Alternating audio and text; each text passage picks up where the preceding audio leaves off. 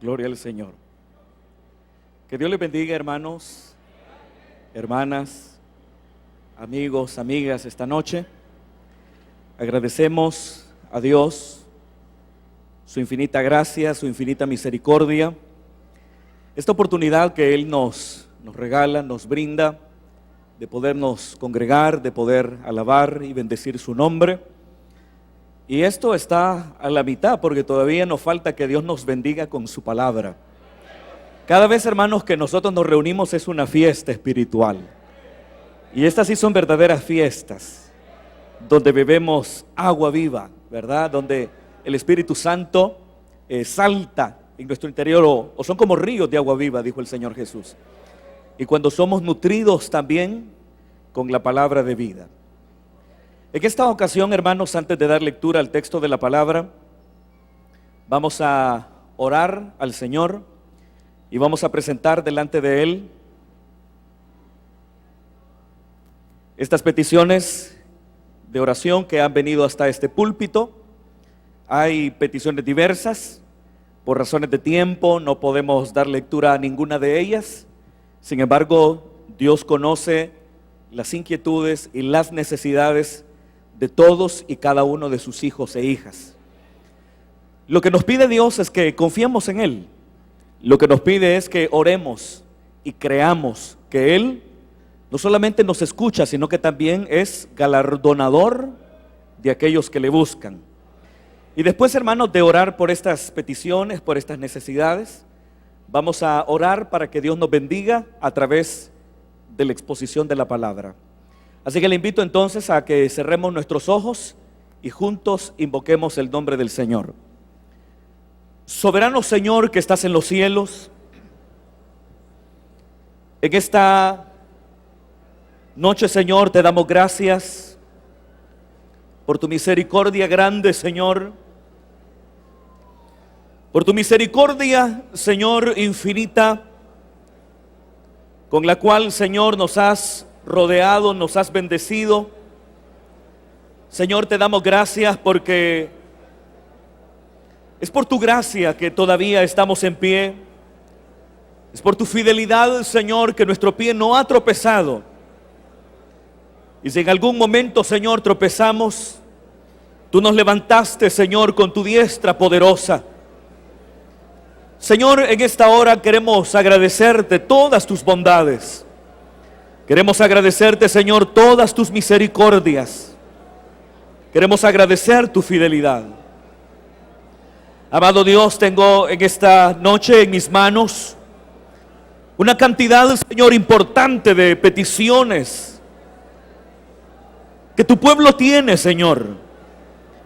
Peticiones, Padre, que han estado presentando de manera continua delante de tu presencia. Peticiones que tú conoces bien porque todo lo sabes, pero de igual manera porque tu pueblo de manera continua te está presentando sus inquietudes y sus necesidades. Señor, en esta noche ponemos en tus manos cada una de ellas. Te pedimos en el nombre de Jesús que tú traigas, Señor, una respuesta integral, una respuesta oportuna a cada petición, a cada necesidad. Sabemos que si es integral, irá más allá de lo que nosotros pedimos. Sabemos que si es oportuna, llegará en tu momento, Señor, y no en el nuestro. Por tanto, Señor, te pedimos en el nombre de Jesús que tú hagas una obra poderosa, sanando los enfermos, levantando, Señor, a los que tropezaron y cayeron, fortaleciendo y ayudando al débil, protegiendo y guardando, Señor, a quien está en una situación de amenaza o en una situación de peligro. Señor, en el nombre de Jesús, oramos, poniendo esas peticiones en tus manos, rogándote, Señor, que tú hagas la obra en el nombre poderoso de Jesús. Y ahora, Señor, que vamos a dar lectura, Señor, a tu palabra. Te ruego, Señor, que nos bendigas, Bendícenos, Padre. Bendícenos desde el momento en que vamos a dar lectura a esta palabra. Alimenta nuestro espíritu. Nutre todo nuestro ser, Señor, con tu palabra de vida. Señor, que tu palabra sea, Señor, nuestro alimento, que sea sembrada en nuestro corazón y que cumpla el propósito por el cual tú la envías. Oramos, Padre, para que el Espíritu Santo esté haciendo una obra gloriosa, para que esté haciendo su operación misteriosa en cada mente y en cada corazón, mientras tu palabra está siendo anunciada. Danos revelación, danos sabiduría para captar cada verdad y cada principio de tu palabra. En el santo nombre de tu Hijo Jesús te lo rogamos. Gracias, Padre. Amén, Señor. Y amén. Abrimos la Biblia, hermanos, en esta noche en el libro del profeta Isaías, capítulo número 43. Libro del profeta Isaías, capítulo número 43.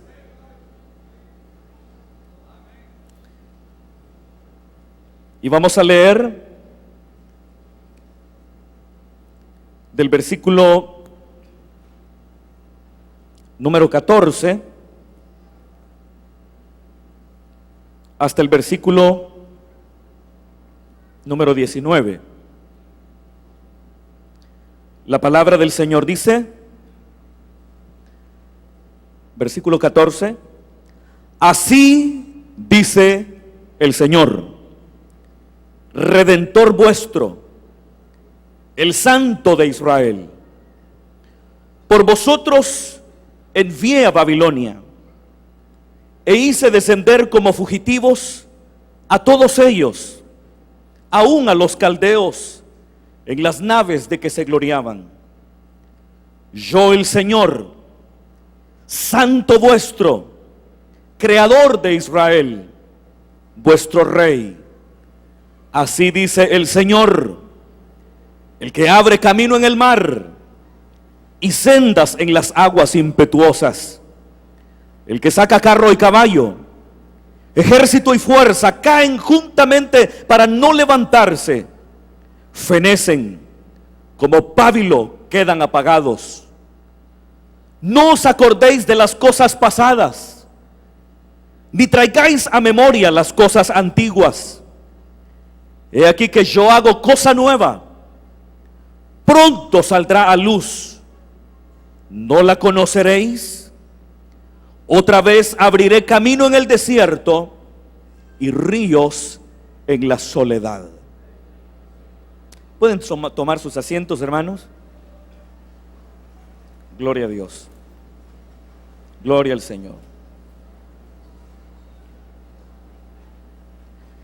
Hermanos, en esta noche he titulado esta prédica, Otro éxodo es posible. Otro éxodo es posible. A manera de introducción, quiero señalar que a lo largo de toda la Biblia encontramos de parte de Dios un llamado constante a recordar, entre otras cosas, aquellas acciones del pasado que en su momento Dios operó a favor nuestro, redimiéndonos, salvándonos, que es la más grande acción que el Dios nuestro ha hecho a favor nuestro. Pero por si eso fuera poco, el Señor no solamente nos ha redimido, nos ha salvado, nos sacó de las tinieblas y nos llevó a su luz admirable, sino que también Él se ha venido manifestando a lo largo de los años en nuestras vidas, de modo tal que todos y cada uno de nosotros tenemos algo que contar, o tenemos, mejor dicho, muchas cosas que contar que Dios en su momento hizo a favor nuestro, y que no solamente hizo, sino que hace, pero no solamente hizo y hace, sino que también continuará haciendo. Entonces, en la palabra del Señor encontramos, tanto en el antiguo pacto como en el nuevo, un insistente llamado a recordar, a no olvidar. Y ya lo dije, entre otras cosas, recordar las cosas que Dios hizo en el pasado a favor nuestro. Y ese recordatorio, hermanos, nos es de mucha utilidad, porque nos da la fuerza en el tiempo actual para enfrentar las adversidades que están llegando a nuestras vidas. Porque cuando nosotros estamos enfrentando situaciones adversas, cuando estamos pasando por el fuego de la prueba, cuando por alguna razón estamos atribulados, el recordatorio de las acciones milagrosas de Dios a favor nuestro en el pasado nos dan esa fuerza adicional que necesitamos para mantenernos firmes y enhiestos, peleando la buena batalla de la fe, en la plena conciencia que si Dios hizo algo para nosotros en el pasado, también lo podrá repetir en el presente.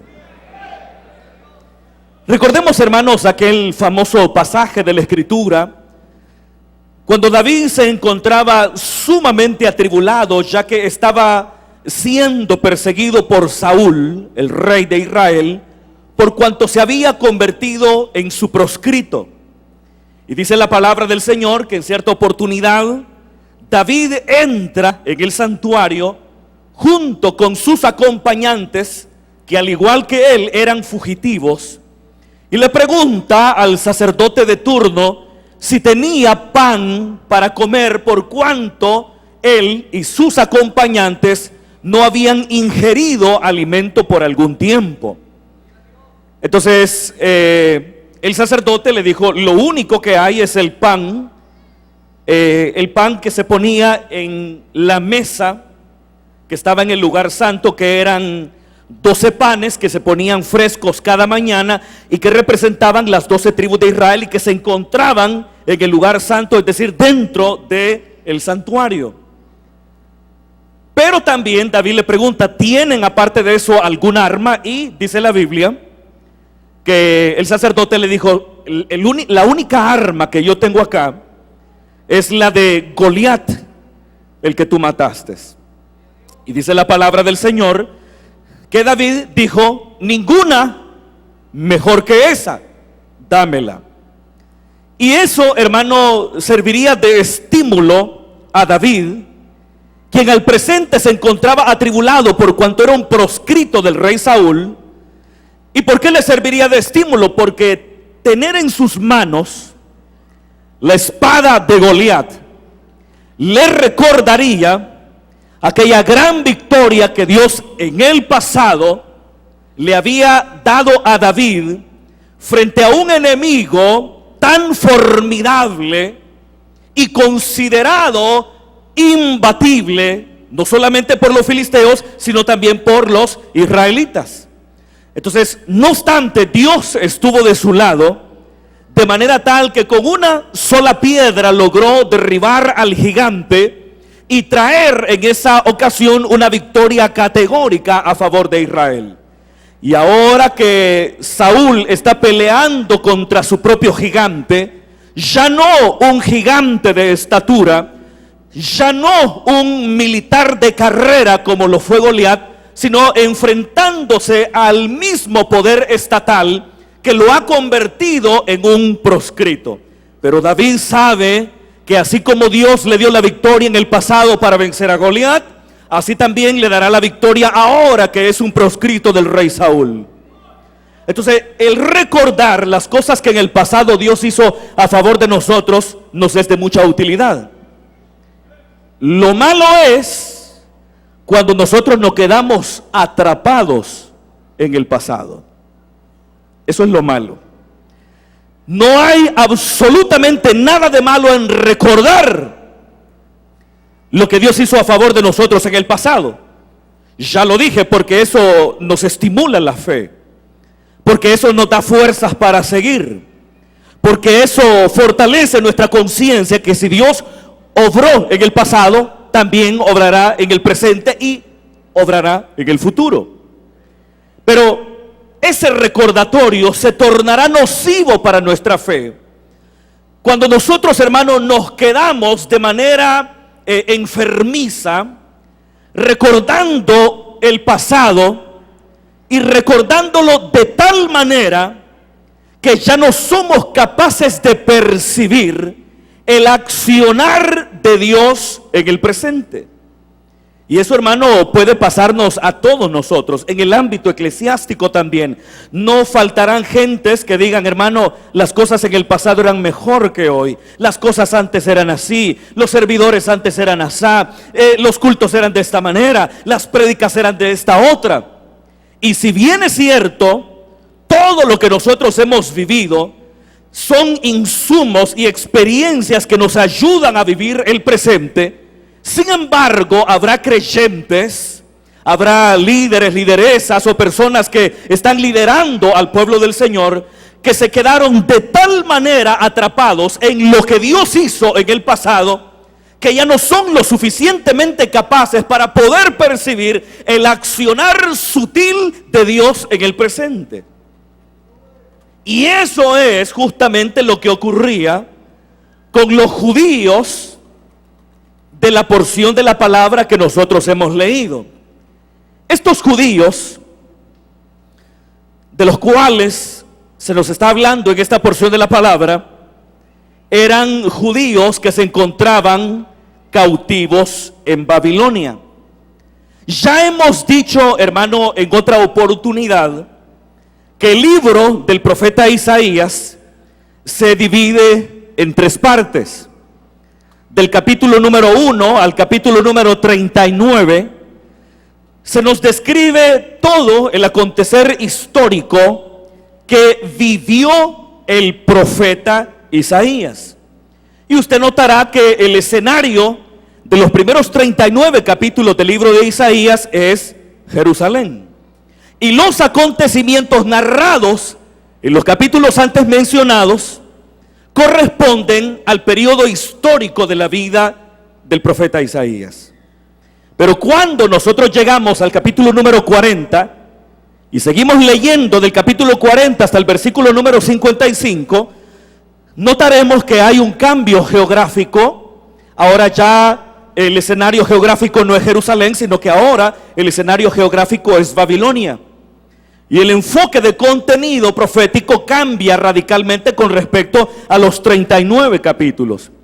Es lo que se conoce como el Deutero Isaías o el segundo Isaías, porque está describiendo las condiciones históricas que estaban viviendo los judíos durante la época de la cautividad babilónica. Recuerde que los judíos de Judá fueron llevados por Nabucodonosor hacia Babilonia a manera de cautivos y estuvieron ahí alrededor de 70 años, como lo había profetizado Jeremías. Pero cuando entramos al capítulo 56 y seguimos leyendo hasta el capítulo último, el 66, notaremos cuenta que ahora el escenario geográfico se vuelve a mover y retorna a Jerusalén, así como los primeros 39 capítulos, pero nos damos cuenta que las condiciones religiosas, sociales, políticas e históricas son totalmente distintas que las que vivió Isaías y que son descritas en los primeros 39 capítulos. Y esto es lo que se conoce como el trito Isaías o el tercer Isaías. En pocas palabras, los primeros 39 capítulos describen lo que históricamente vivió Isaías. El trito Isaías o el tercer Isaías describe lo que vivieron los judíos cuando regresaron de la cautividad babilónica. Y el capítulo 44 al capítulo 55 describe lo que vivieron los judíos durante la cautividad en Babilonia. Por eso usted notará que esos versículos que acabo de mencionar nos presentan a los judíos viviendo en Babilonia. Entonces leímos el capítulo 43. ¿Esto qué quiere decir? Que los judíos que se nos están describiendo en ese capítulo son los judíos que estaban en ese entonces viviendo no en Jerusalén, sino que estaban viviendo en Babilonia. Habían sido deportados, como deportado fue Daniel, como deportado fue Ezequiel, como deportados fueron miles y miles de judíos cuando la formidable maquinaria de guerra babilónica aplastó completamente al ejército judío y llevó a los cautivos y llevó a los judíos cautivos hacia Babilonia. Cuando los judíos estaban en Babilonia, habían diferentes sentimientos contradictorios, emociones muy fuertes. Entre los sentimientos que había en los judíos que se encontraban en la cautividad eran los sentimientos de frustración. Frustración que se pone de relieve en el Salmo 137.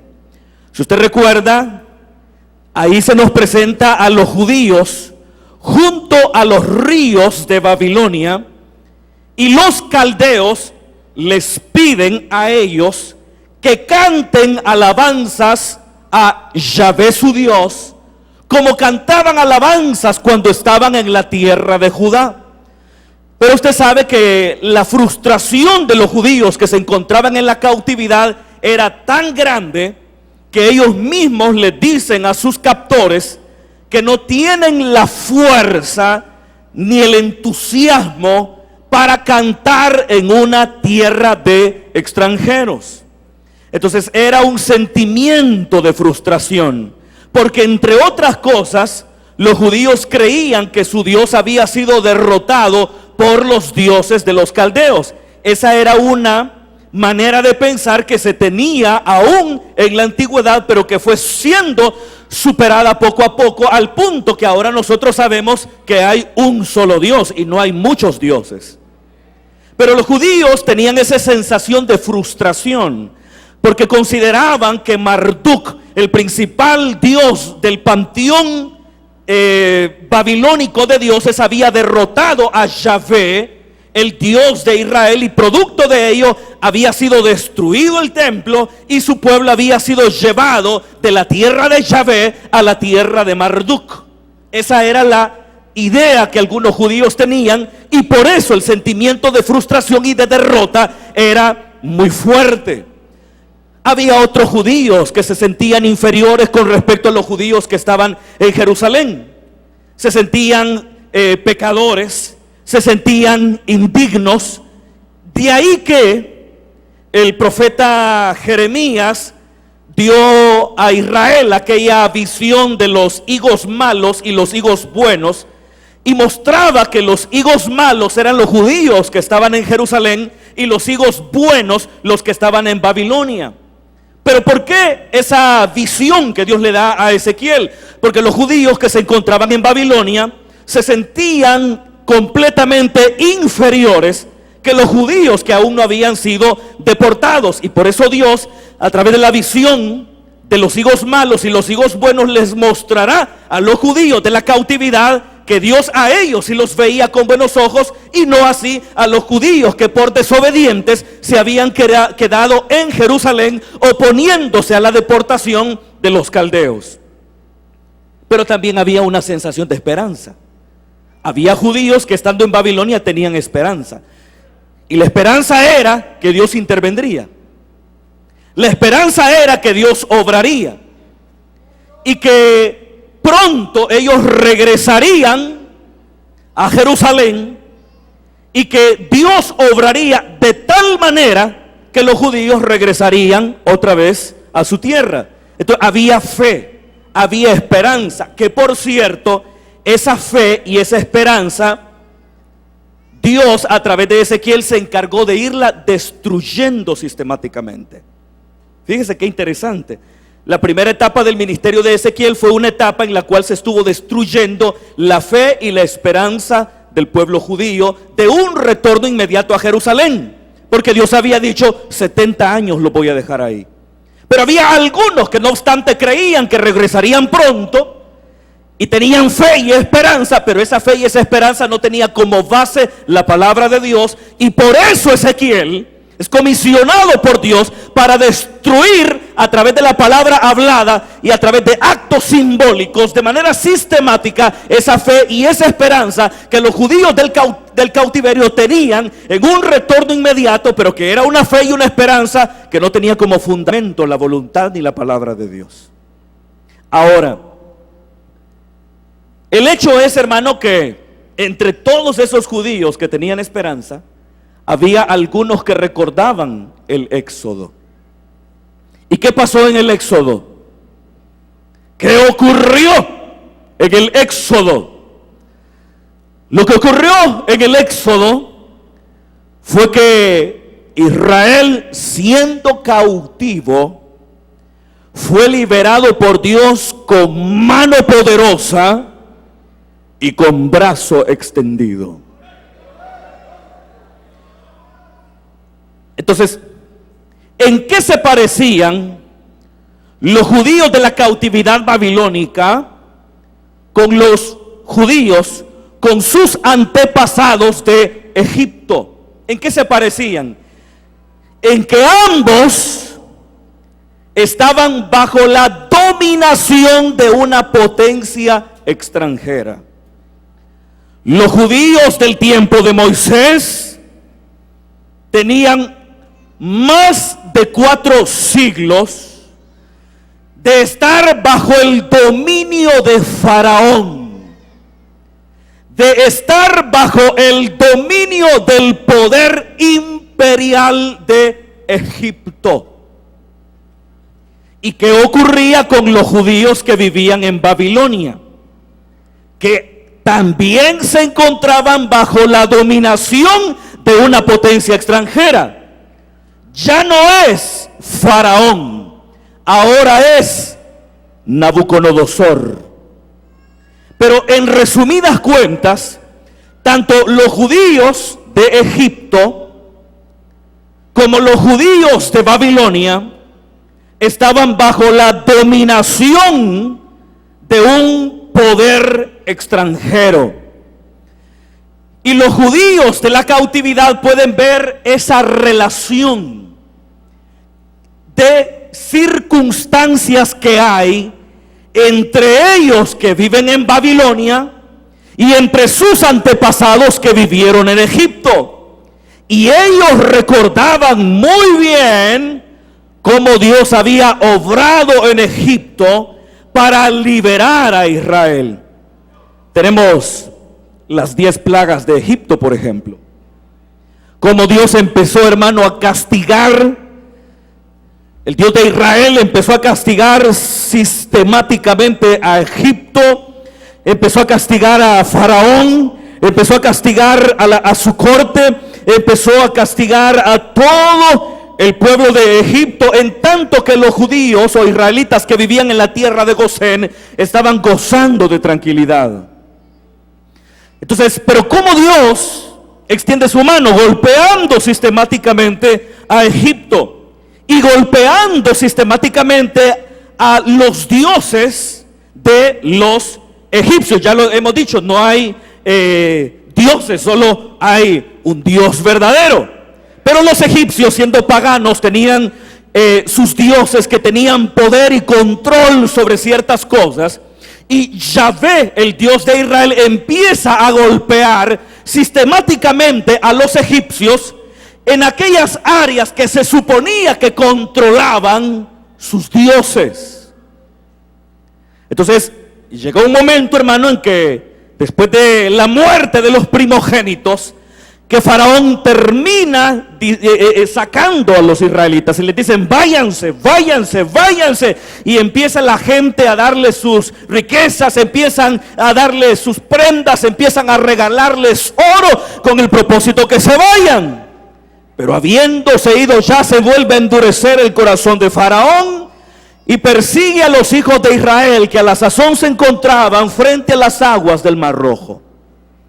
Dice la palabra del Señor que Dios guardaba a Israel y que iba con él acompañándole en una columna de nube por el día y en una columna de noche, en una columna de fuego por la noche.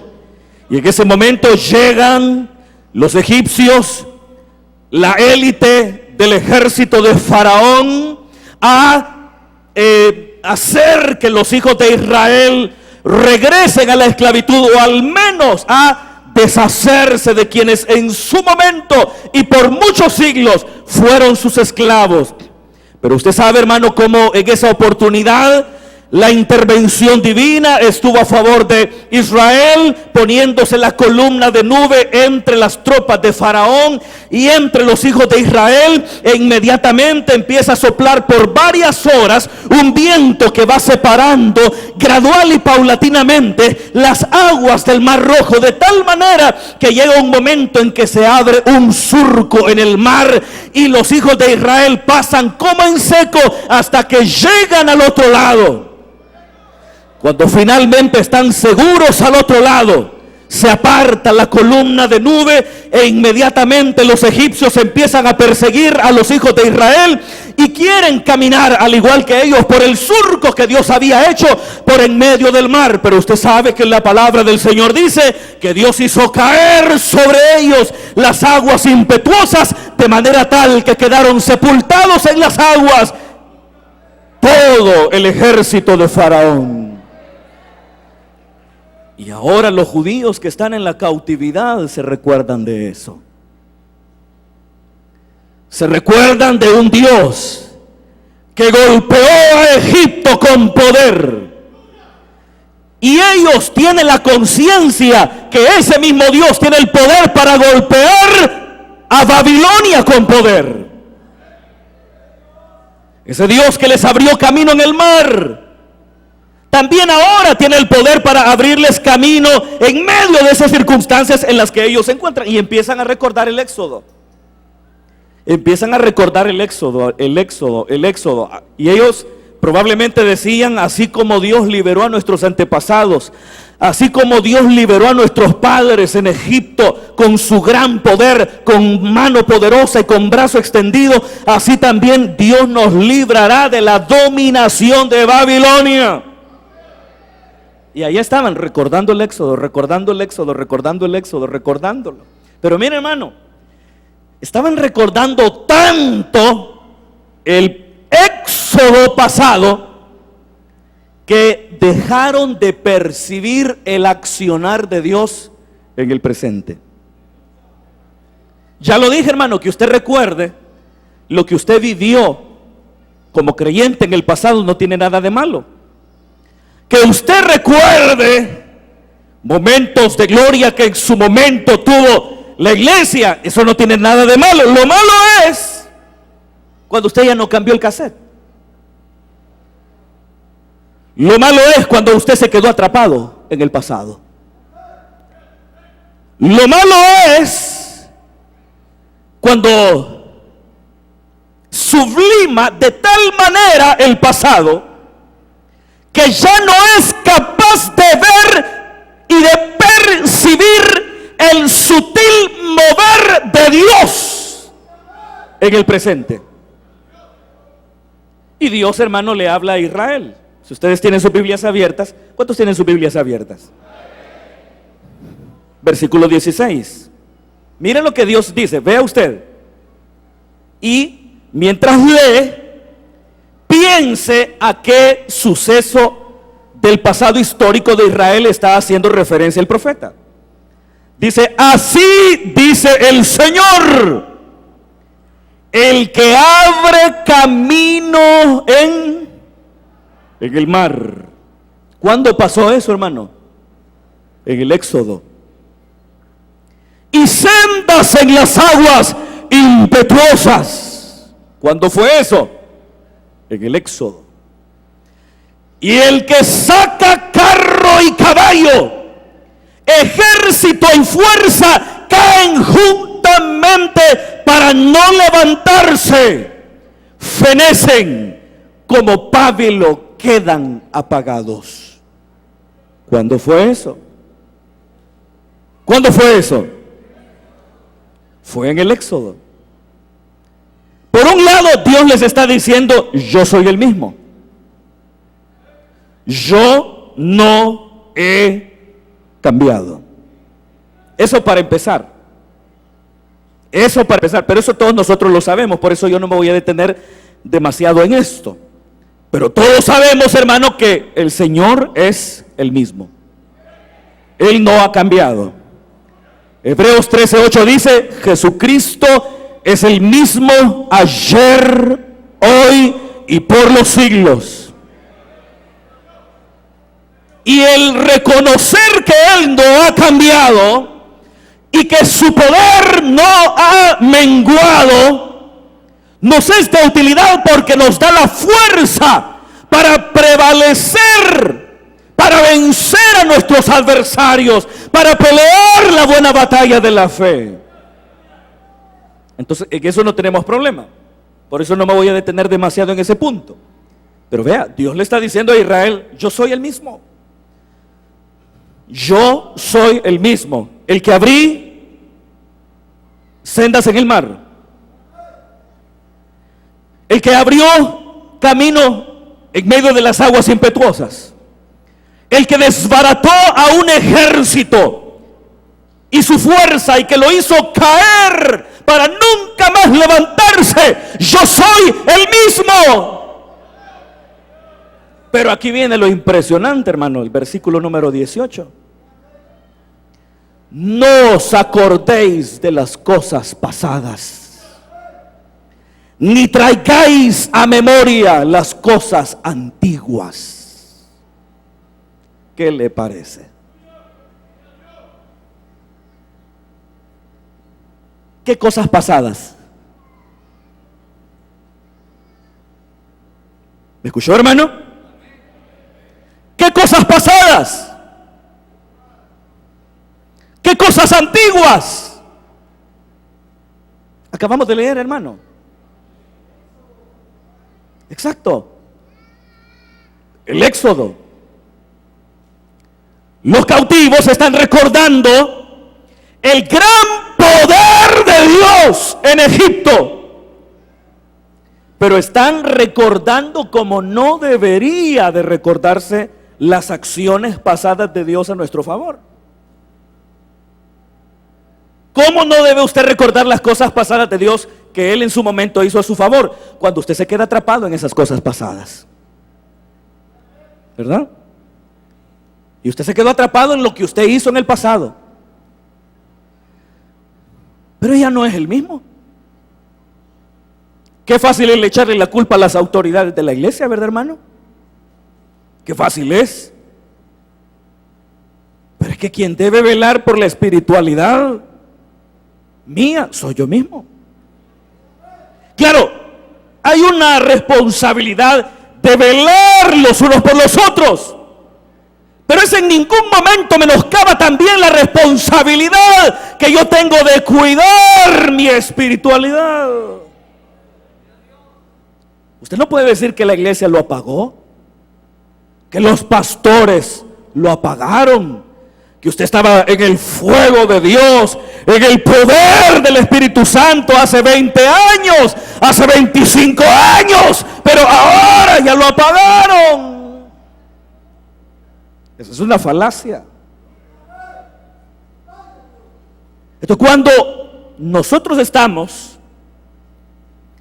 en una manera de recordar como la que acabo de mencionar, entonces ese tipo de recordatorio, lejos de estimular nuestra fe, la lastima. Porque estamos constantemente comparando.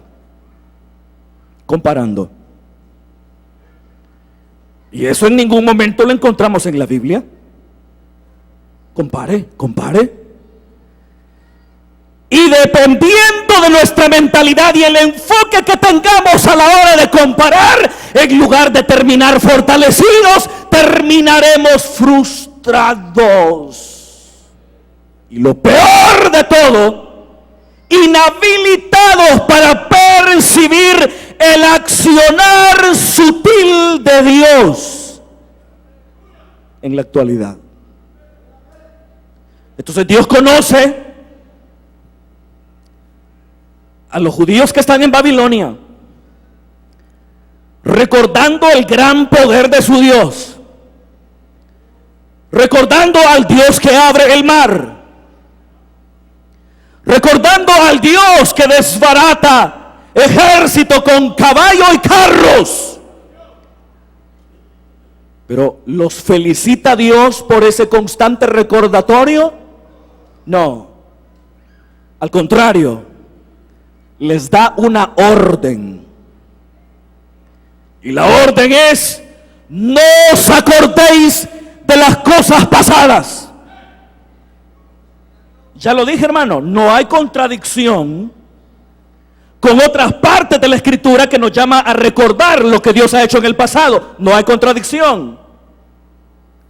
Pero si el recordatorio hace que nos quedemos atrapados en el pasado y que sublimemos el pasado de forma nociva, entonces sí llegó el momento de dejar el pasado en el pasado. Pero si usted recuerda el pasado para tomar de él insumos para enriquecer y fortalecer su espiritualidad actual, entonces siga recordando. El problema es cuando usted se queda atrapado en el pasado y empieza el montón de frustrados a hablar de lo mismo. ¿Se acuerda, hermano? ¿Y se acuerda usted? ¿Y se acuerda tal cosa? Y allá está el montón de frustrados retroalimentándose, porque se quedaron atrapados en el pasado. Y esa retroalimentación que tiene como base un recordatorio inapropiado, lo que está trayendo como consecuencia es un debilitamiento para su fe, que, como le digo, ya no nos permite ver el sutil mover de Dios en la actualidad. Y por eso dice: no os acordéis de las cosas pasadas, ni traigáis a memoria las cosas antiguas. En pocas palabras, Dios mismo, el Dios que abrió el mar, ahora le está diciendo: olvídense de cuando yo abrí el mar. El Dios que abrió sendero en medio de aguas impetuosas, ahora les está diciendo: olvídense cuando yo abrí sendas en medio de las aguas impetuosas. El mismo Dios que desbarató al ejército de Faraón, a sus carros y a sus caballos, les está diciendo ahora: olvídense que yo desbaraté el ejército de Faraón junto con sus carros y sus caballos, de tal manera que ya no se volvieron a levantar y que como pábilo fenecieron. Olvídense de eso. Igual usted, ¿cuándo va a pasar la página? ¿Cuándo va a pasar la página? Allá estaba Samuel llorando por Saúl. Ay, Saúl, ay, el rey. Y llorando, pero llega un momento en que Dios le dice: ya no llores más por Saúl. Yo te tengo un trabajo. El trabajo es que vayas a ungir a su sucesor. En pocas palabras, Dios le está diciendo a David: pasa la página. Pasa la página. Recordar es bueno, porque vivir es recordar, como dice la lista del recuerdo. Pero cuando el recordatorio no es como se supone debe ser, de acuerdo a la palabra, entonces recordar es morir. Porque se está muriendo de frustración, porque se está debilitando, porque casi que en la práctica está dejando a Dios en el pasado. Pero mire, Dios dice: olvídense. Olvídense, no se acuerden de las cosas pasadas, ni traigáis a memoria más las cosas antiguas. Pero ¿cuál es la razón principal? Versículo 19. He aquí, yo hago cosa nueva. ¿Qué le parece? He aquí, yo hago cosa nueva. Es decir, algo que no había hecho. Algo que no había hecho. Y dice, pronto saldrá a luz. Y dice aquí, no la conoceréis. Quiero tomarme la libertad de leer este versículo 19 en otra versión de la Biblia. Y dice así, vea usted, voy a hacer algo nuevo. Ya está sucediendo. ¿No se dan cuenta? Lo voy a leer una vez más.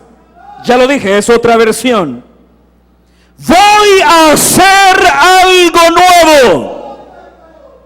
Ya está sucediendo. ¿No se dan cuenta? ¿Vio? Es que el pasado nunca será mejor que el presente. Aunque usted diga lo contrario, hermano. Pero la Biblia dice que cuando una persona dice que los días pasados eran mejores que los actuales, estamos hablando con insensatez. Pero como seres humanos siempre hemos idealizado todo lo que está en el pasado, ¿no es cierto? La música de su época, hermano, ¿verdad? Sus tiempos. Allá por los 80s había una propaganda político partidaria que decía, volvamos a los tiempos de conciliación, ¿verdad?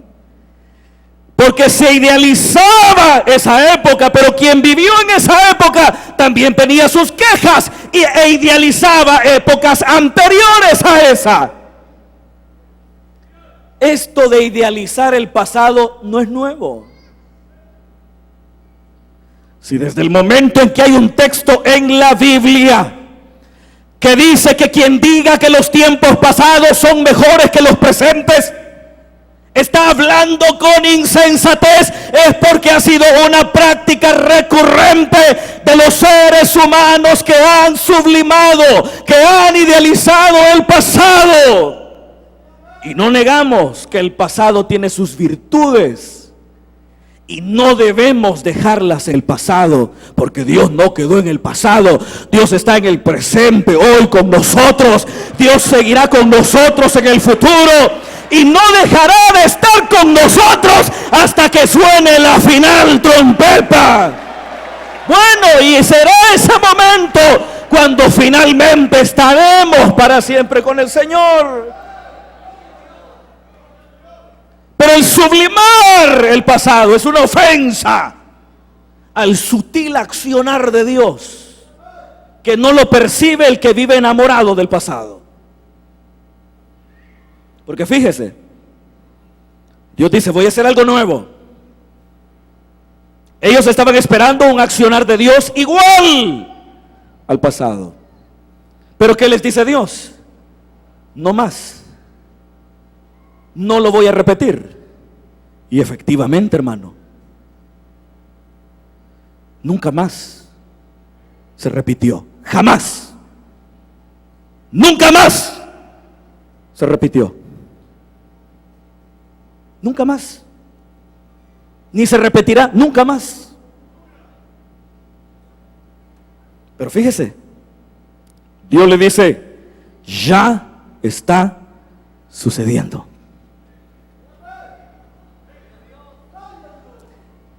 Y dice aquí la pregunta, ¿no se dan cuenta? ¿No se dan cuenta? O como dice nuestra versión, ¿no lo conoceréis? En pocas palabras, Dios les está diciendo: mientras ustedes están sublimando el pasado y mi poder en el pasado, están dejando de lado, están dejando de percibir que yo estoy actuando ya entre ustedes. Y el desafío de Dios es: ¿lo están notando o no? Y le voy a hacer la pregunta, pero no me responda. ¿Usted lo está notando? No me responda. Dios le dice: ya estoy obrando, voy a hacer algo nuevo. Ya está obrando. Y hermano, y dice: ¿no lo notan? Es como Jesús de Nazaret, como reflexionábamos hace unas semanas atrás, que mientras los israelitas esperaban una irrupción violenta del reino de Dios, Jesús, cuando les habla acerca del reino de Dios, les enseña a percibir ese reino a través de la figura del grano de mostaza y a través de un poco de levadura que se esconde dentro de 3 medidas de harina. ¿Qué les está diciendo Jesús a sus contemporáneos? Que mientras están esperando una irrupción violenta y apocalíptica del reino de Dios entre ellos, que reivindique a Israel y que aplaste de manera definitiva a sus adversarios, Jesús les estaba enseñando a aquellos campesinos, agricultores y pescadores a percibir el sutil accionar del reino entre ellos. Pero ¿sabe por qué no lo veían, hermano? Porque estaban esperando algo diferente. Y ahora Dios, y estoy por terminar, a través de este texto de la palabra, les empieza a enseñar a los judíos de la cautividad que empiecen a ser sensibles a lo que Dios está haciendo. Sensibles. Porque ¿qué sensibilidad espiritual necesita uno para ver que el mar se abre? ¿Qué sensibilidad necesita para eso? Nada. Solo necesita tener ojos. Y ojos tienen hasta los impíos hijos del diablo. Entonces, ¿qué sensibilidad espiritual se requiere para ver el mover de Dios como lo fue en el Éxodo? Ninguna. Pero ahora el Dios, a través de su siervo, está diciéndole a estos judíos del cautiverio que están enamorados del pasado, les está diciendo: ya no más, ya no más, ya no traiga a la memoria cosas antiguas o pasadas. Yo no he cambiado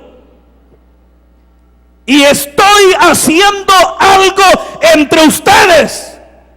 El problema no es que Dios no está haciendo nada. El problema es que nosotros no lo percibimos.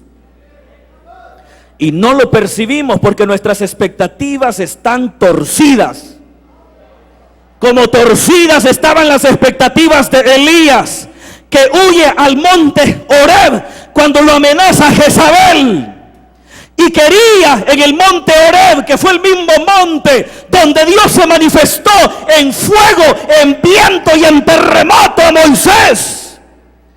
Y ahora que Elías está en una grande tribulación, corre al monte Horeb para percibir a Dios, a ese Dios que en ese mismo lugar siglos atrás se había manifestado en el fuego, que siglos atrás se había manifestado haciendo temblar al monte Sinaí.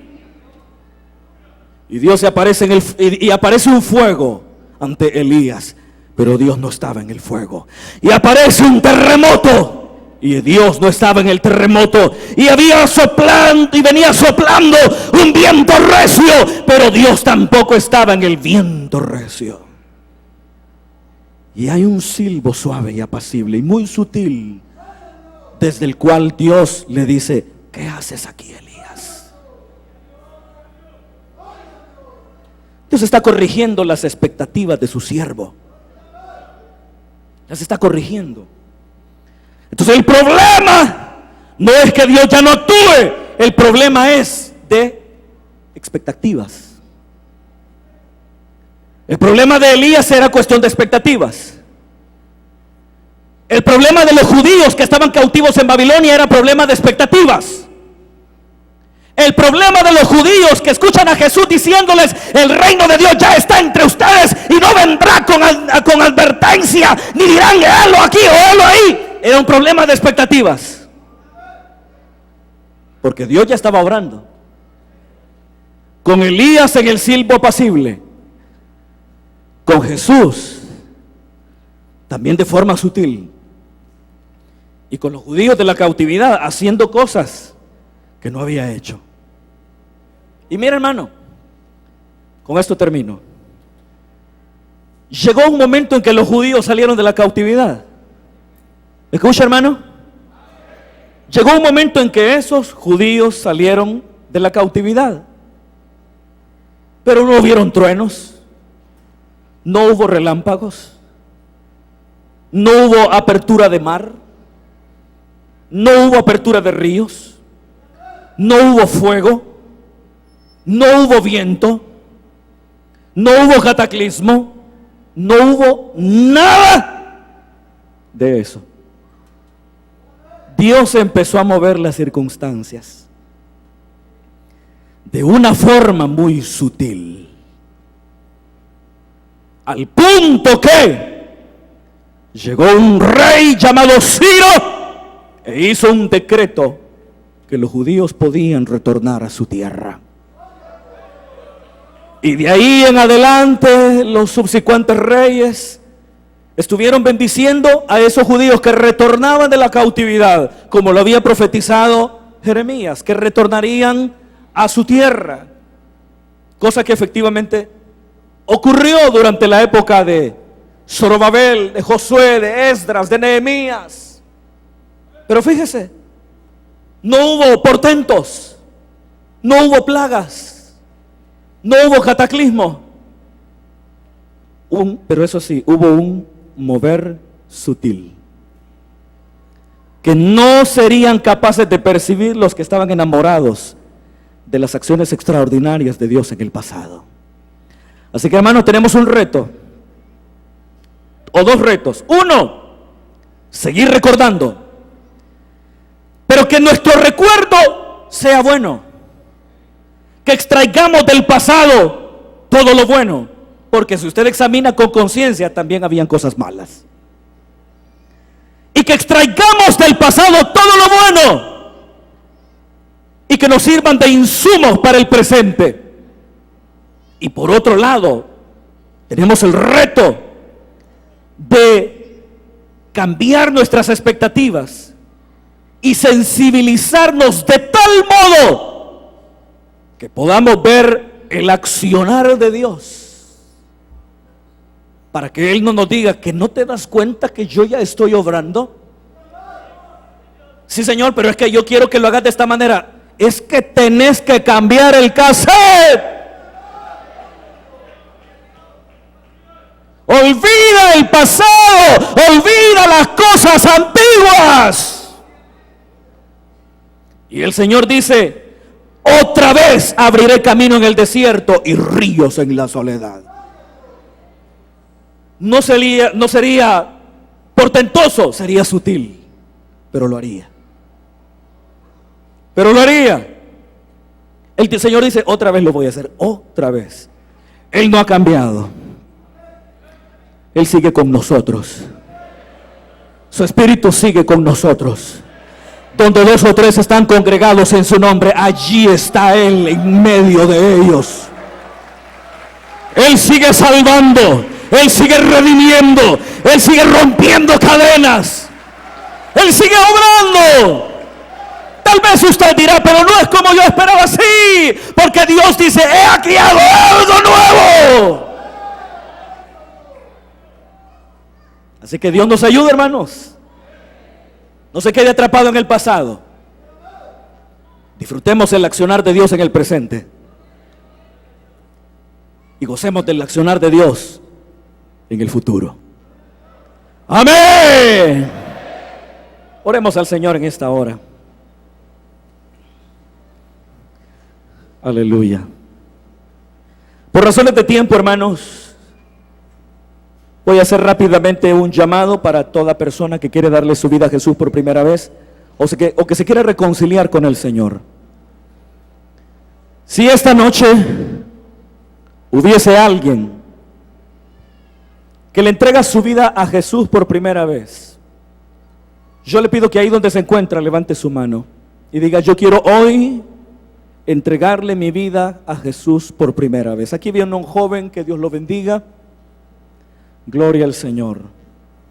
Si entre todos los que están acá hubiese alguien que le da su vida a Jesús por primera vez, niño, joven, adulto, anciano, pero que quiere darle su vida al Señor, yo le pido que levante su mano ahí donde está y diga: yo quiero hoy entregarme a Jesús. Aquí viene otro joven también, que Dios lo bendiga. Aleluya.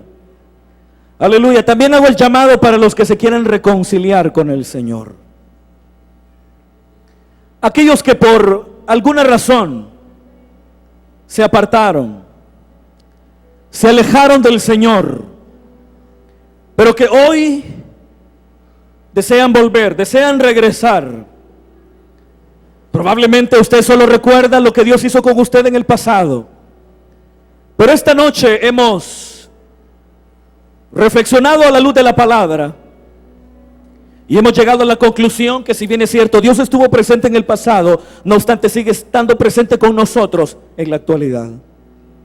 Si hubiese alguien que le da su vida a Jesús por primera vez, levante su mano ahí donde está, o que se reconcilia con el Señor. Es decir, que le dio su vida al Señor en el pasado, pero no perseveró, no continuó peleando la buena batalla de la fe. Venga hoy, levante su mano. Ya hay dos vidas, dos jóvenes acá al frente. ¿Será que solamente ellos son los únicos que necesitan restauración espiritual en todo este auditorio? Aleluya. Aleluya. Si usted siente el llamado del Espíritu de Dios en su corazón, en su vida, no resista más. Venga hoy al Señor. Si no hay nadie más, oramos a Dios por estos dos jóvenes que están hoy acá al frente. Invito entonces a toda la congregación a que nos unamos en oración. Padre que estás en los cielos, en esta hora, Señor, gracias por la vida, Señor, de estos jóvenes que en esta noche vienen delante de ti, Señor, a suplicar tu perdón y tu misericordia. Te ruego, Señor, que perdone sus pecados, que esa sangre bendita que fue derramada en el Gólgota les limpie de todo pecado y de toda maldad, emblanquece sus vestidos, borra como nube sus rebeliones, séllalos con tu Santo Espíritu, y que ahora, Señor, tu obra continúes perfeccionando hasta el día de Jesucristo. Gracias, Señor. Gracias. Levante sus manos y dé la bienvenida a estos hermanos que se han entregado hoy al Señor. ¿Cuánto damos gloria a Dios, hermanos? Aleluya. Pueden pasar los hermanos a que le tomen sus datos. Nosotros continuamos con el desarrollo de esta celebración, de este culto. Y ha llegado el momento para poder darle al Señor de lo mucho que Él nos ha entregado. Todos hemos sido bendecidos por el Señor.